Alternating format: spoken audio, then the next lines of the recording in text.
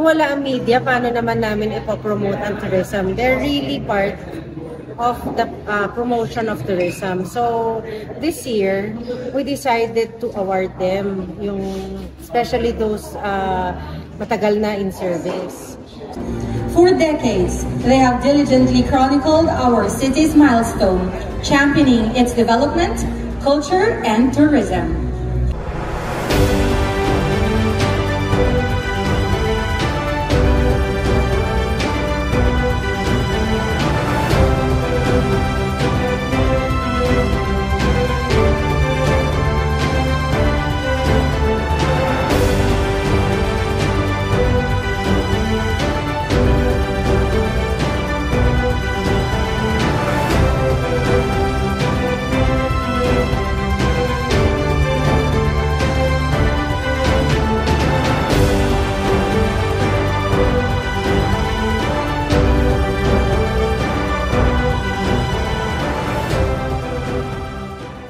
Nagkakaroon ako ng kontrobersyang sinusolve sa buhay ko.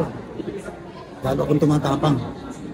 Nagkakaroon ako ng malakas ang loob ko na mag-expose, lumaban, ipaalam sa madla yung nangyayari. Kasi masaya ako kapag nakita mong may dinadaanan yung banat mo.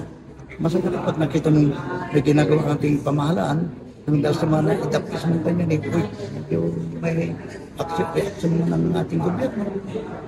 Maganda.